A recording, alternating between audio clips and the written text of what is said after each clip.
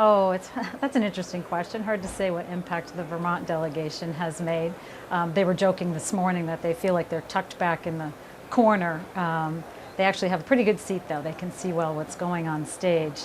I think the Vermont delegation has, it's reported back in Vermont that we're one of 8 states that put Trump over the top. I'm actually not quite sure where those statistics came from because he was over the top well before Vermont reported in.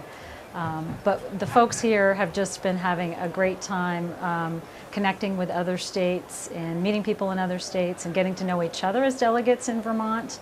And it's been a fabulous 4 or 5 days for that. I think it's been a great process that the Vermont delegation has gone through to work through that. We came here knowing that there were some folks that weren't necessarily going to be supporting Donald Trump.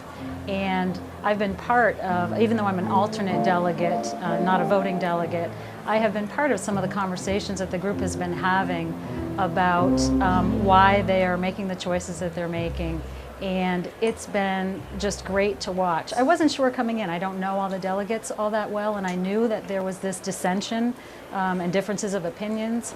And to watch them describe to each other why they're making the choices that they're making and having a really good civil discourse about it and acknowledging to each other essentially that it's great. They weren't aware of that perspective and they appreciate the other person saying it. It's just been a great exchange, and people have connected, I think, in ways that we didn't really anticipate, and it's going to be a great benefit when we come back to Vermont. The Cruz address was the reaction to it. Actually, for those of us that are here at the convention, it was disappointing to have the reaction be all about Ted Cruz. We ended the night hearing from Vice Presidential nominee Mike Pence, and that was a great presentation. With regards to Ted Cruz, he wasn't a real player in Vermont. We had over 50,000 votes that were cast for candidates other than Ted Cruz. I think there were about 6,000 votes or less that were cast for Ted Cruz. So it wasn't really a conversation for us.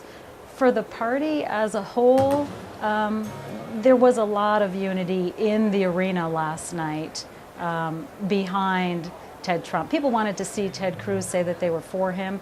He was at a breakfast this morning and he did a great interview, and he explained very clearly why he didn't come out and endorse Ted Cruz. I can respect that. I can respect the position that he's coming from. Hopefully a lot of Republicans will be able to do the same and we'll move on from it. A crossover appeal of Bernie supporters moving to Donald Trump certainly would be great for the Republican Party. There's no doubt that there's been this sentiment of anti-establishment, and Donald Trump represents that well. That was one of the things about this convention that has been really, I've never been at past ones, but people are saying it's different to have people speaking who aren't necessarily politicians. They're coming from a business background, et cetera. It is, maybe an anti-establishment convention. It's not conventional because Donald Trump is not a conventional candidate. So I do hope that Bernie supporters take a look at the opportunity for us to elect someone like Donald Trump who may be able to help make some changes and break the gridlock that we have down in Washington, D.C. Coming back to Vermont, a few things this week has brought. One is, which I've already said, the Vermont delegation.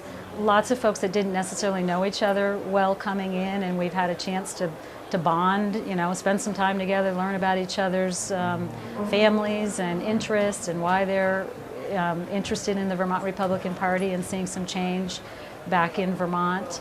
I personally have also really benefited from just being around like-minded folks from states all over the country, from all the states across the country, and having the opportunity to see. For me, one of the best things was seeing all of the Trump kids speaking. Now, not all of them. Ivanka is going to be on the agenda for tonight, but to hear from the Trump kids directly and see them not only on the stage but see them around the arena. It's just amazing. I mean, they just come across as having a really strong sense of respect for everything around them, for the process, for the candidates that came through, all 17 that were in this, for Americans, for policy change that we need to make. And for, as I've said a couple times, having a civil discourse. They're confident kids. They just come across in such an impressive way. And I think for me that speaks a little bit about who their dad must be. You know, all we can do, I've never met him and I probably never will, and all I can do is try to figure out who he is from what we see on the media. And it's nice to have the opportunity to hear from his kids. And we also heard from business people here who've worked for him. Last night we heard from a woman who's worked for him for 7 years, and her story was really compelling. She's only worked for him for 7 years, but it was, her message was very sincere in her, how proud she is to be part of the family and part of the Trump enterprise. And I think that's going to be a good energy for people to hear more in the upcoming weeks.